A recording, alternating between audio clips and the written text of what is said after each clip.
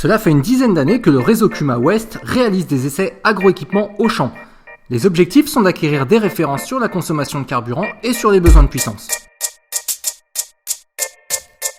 Jean-Marc Roussel, la Fédération des CUMA Côte d'Armor. Donc, je fais partie du groupe au niveau régional pour les essais consommation et des essais traction. Et là, on s'est intéressé surtout sur les équipements de tonnes à lisier et des tonnes bien sûr. Donc on est 4, collègue Maël du 44, Séverine de la FR CUMA et Hervé de la Mayenne. Éric Devendée a aussi participé à la préparation de ces essais. Cette année, on a fait sur les tonnes à lisier, on a eu des tonnes Pichon et Josquin avec des enfouisseurs. Donc la question était quel est le besoin de puissance par rapport aux équipements. Donc on a bien dissocié le besoin de traction de l'équipement lui-même, en plus le poids que ça génère sur l'outil, et son besoin hydraulique. 3 types d'équipements d'épandage ont été testés. Des enfouisseurs mixtes en 4 mètres et 6 mètres sur des tonnes de 15 700 et 16 800 litres avec des disques de 64 cm tous les 50 cm. Un enfouisseur prairie de 6 mètres sur une tonne de 16 000 litres avec des disques de 40 cm tous les 21 cm. Et dans le rôle de témoin, une buse palette sur une tonne de 15 700 litres.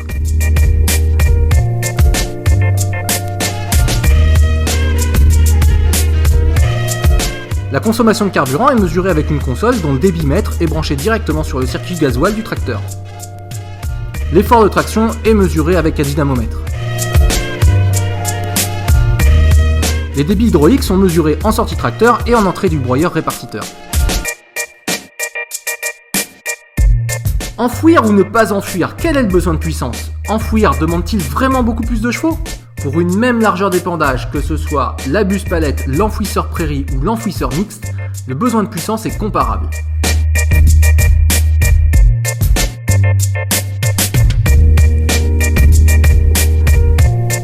Alors quand faut-il de la puissance?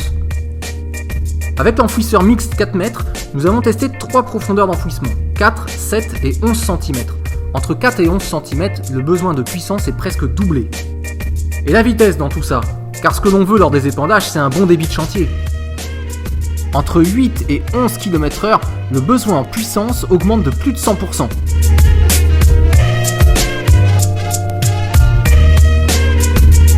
Et qu'en est-il de la consommation de carburant? À 8 km/h, épandre à la buse consomme 3 litres à l'hectare. Toujours à 8 km/h, épandre à l'enfouisseur mixte 4 mètres consomme 7 litres à l'hectare. L'enfouisseur consomme 2,5 fois plus de carburant, mais derrière la buse, il faut un travail du sol. Peut-on consommer moins de 4 litres à l'hectare en faisant un déchômage?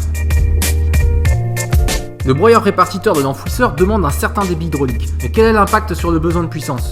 Pour l'enfouisseur mixte 4 mètres, le besoin en débit hydraulique du broyeur répartiteur est de 60 litres minutes. Le débit hydraulique en sortie de tracteur peut se régler en pourcentage. Pour avoir le bon débit de 60 litres minutes au broyeur répartiteur, le réglage doit être à 60% et non 100% comme cela est souvent pratiqué. Entre le réglage du débit sortie tracteur à 60% et celui à 100%, le besoin de puissance a augmenté de 20 chevaux. Avec un réglage à 100%, le débit en entrée du broyeur est de 160 litres minutes. Ce débit élevé peut endommager le broyeur. Alors pour résumer, non, enfouir ne demande pas plus de puissance. Enfouir trop au fond demande de la puissance et aller vite demande également de la puissance. Attention à votre réglage de débit hydraulique, renseignez-vous sur le besoin du broyeur de votre tonne pour avoir des réglages adaptés.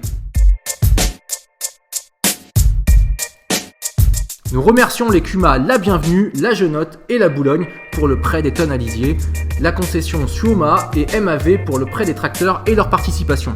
Nous remercions également la société Hydrokit pour son appui technique et précieux, ainsi que Didier Voineau pour son accueil et son implication. Ces essais et cette vidéo ont été réalisés avec le soutien des régions Bretagne et Pays de la Loire par le réseau CUMA West.